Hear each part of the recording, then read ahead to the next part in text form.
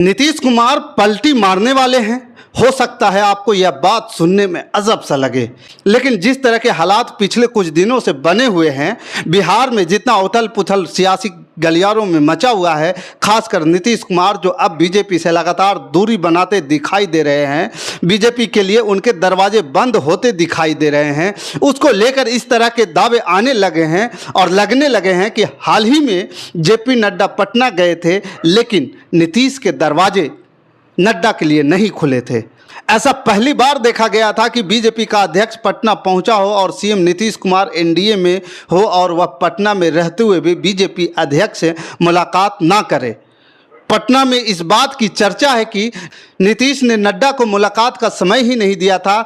इस बीच नीतीश कुमार दिल्ली पहुंचे, 2 दिन रुके और दिल्ली से वापस पटना लौट गए और अब खबर आ रही है कि दिल्ली में भी नीतीश कुमार ने बीजेपी के नेताओं से मुलाकात नहीं की। बीजेपी से बढ़ती नीतीश कुमार की दूरी ने अब बिहार में सियासी पारा जो है गरमा दिया है।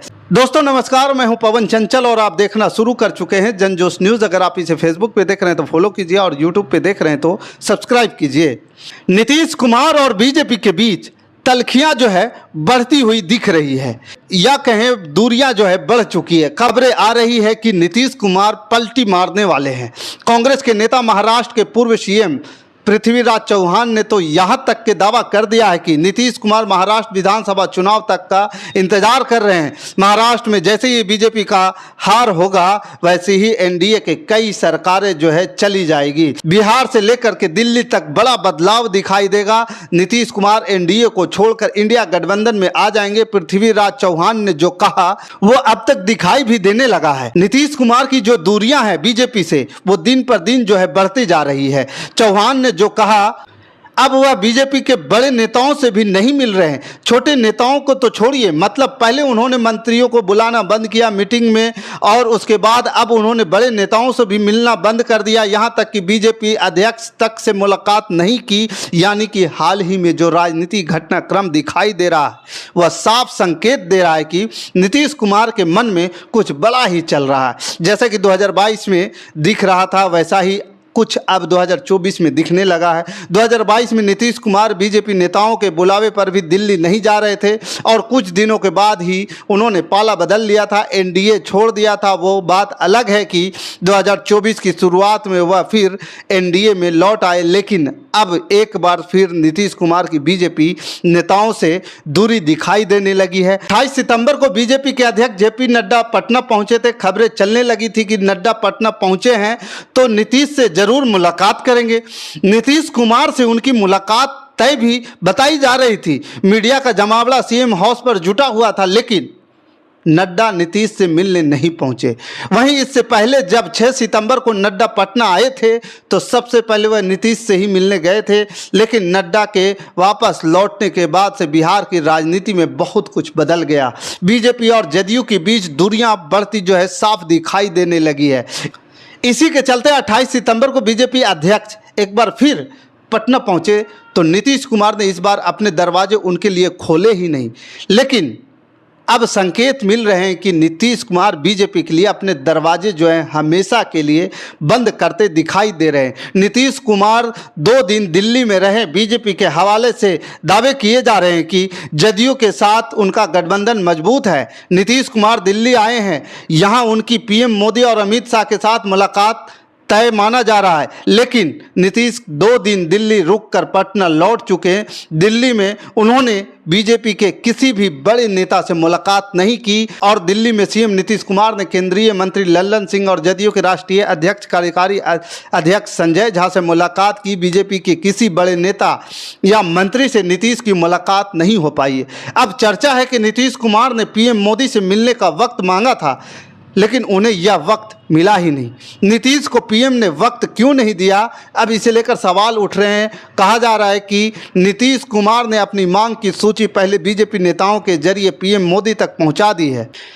और इसमें दो मांगे महत्वपूर्ण मांगी जा रही है। पहला, बिहार को आर्थिक पैकेज और दूसरा, विधानसभा भंग करने की पीएम मोदी की मंजूरी। नीतीश कुमार चाहते हैं कि बिहार में तुरंत चुनाव करा लिया जाए, जिससे लोकसभा चुनाव के बाद कम से कम बिहार में एनडीए के पक्ष में जो थोड़ा बहुत माहौल बना है उसे भुना लिया जाए, क्योंकि जैसे जैसे वक्त निकल रहा है नीतीश कुमार मुश्किल में फंसती जा रही है। जनता में सरकार को लेकर के नाराजगी बढ़ रही है और इसलिए महाराष्ट्र और झारखंड विधानसभा चुनाव के साथ ही बिहार में विधानसभा चुनाव कराने की तैयारी कर रहे थे।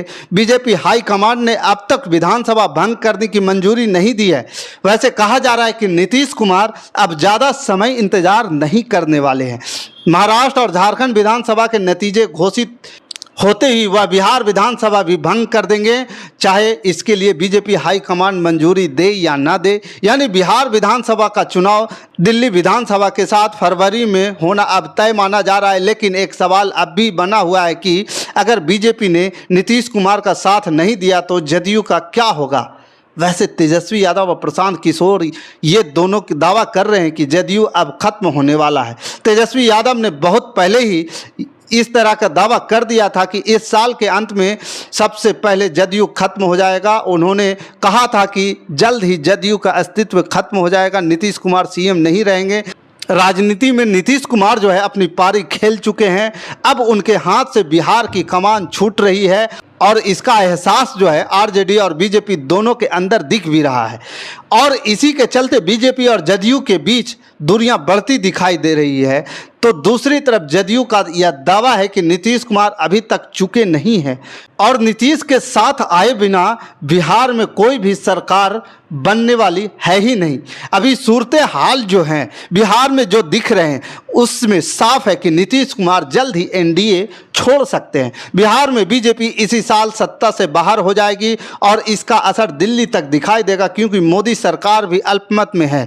नीतीश और चंद्रबाबू नायडू के समर्थन पर यह सरकार टिकी हुई है। अगर यह एनडीए से समर्थन वापस ले लेते हैं तो मोदी सरकार बहुमत खो देगी और दावे हो रही है कि 26 नवंबर से पहले दिल्ली में बड़ा उलटफेर होने वाला है। बीजेपी के दो बड़े सहयोगी और टीडीपी उसका साथ छोड़ सकते हैं। नीतीश कुमार की तरफ से तो संकेत भी मिलने लगे हैं कि जिस तरह से उन्होंने बीजेपी के नेताओं से दूरी बनाना शुरू किया है, उसने बीजेपी के कैंप में अलार्म बजा दिया। यानी साफ है कि जिस तरह से नीतीश कुमार धीरे धीरे दूरी बना रहे हैं और नीतीश कुमार इस बार यह कोशिश कर रहे हैं कि उन पर पलटी मारने का जो है आरोप ना लगे। उन्होंने जो है अपनी मांगों की सूची, लंबी चौड़ी सूची जो है भेज दी है और वो जानती है कि बीजेपी सरकार की तरफ से या मोदी सरकार की तरफ से, एनडीए सरकार की तरफ से इस पर मंजूरी नहीं मिलेगी। और जब मंजूरी नहीं मिलेगी तो नीतीश के पास एक अच्छा जो बहाना होगा एनडीए से दूरी बनाने का, क्योंकि वो भी समझ रहे हैं कि अब धीरे धीरे बीजेपी की स्थिति कमज़ोर होती जा रही है और वो इस चीज़ को भुनाने की कोशिश कर रहे हैं अपने पक्ष में, क्योंकि वो जानते हैं कि समय अब नहीं है जब नीतीश कुमार के दबाव में काम किया करते थे।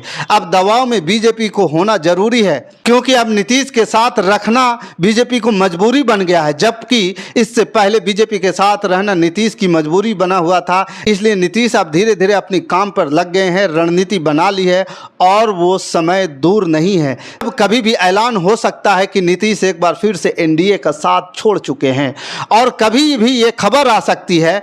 और जिसकी जो सरगर्मियां अभी तेज है, बिहार में लगातार इस बात की चर्चा चल रही है। हर किसी के जुबान पर सिर्फ एक ही बात है, बिहार में चुनाव की तैयारियां चल रही है।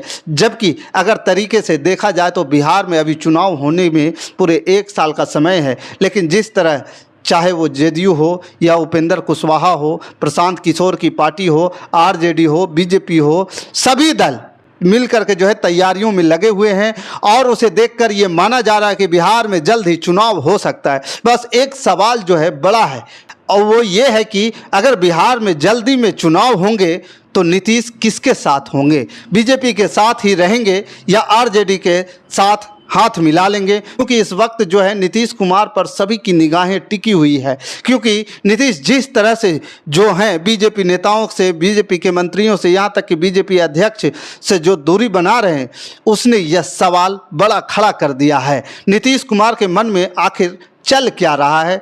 बाकी आपके विचार से क्या कुछ होने वाला है, नीतीश कुमार जी क्या कुछ करने वाले हैं, आप हमें कमेंट के जरिए ज़रूर बता सकते हैं।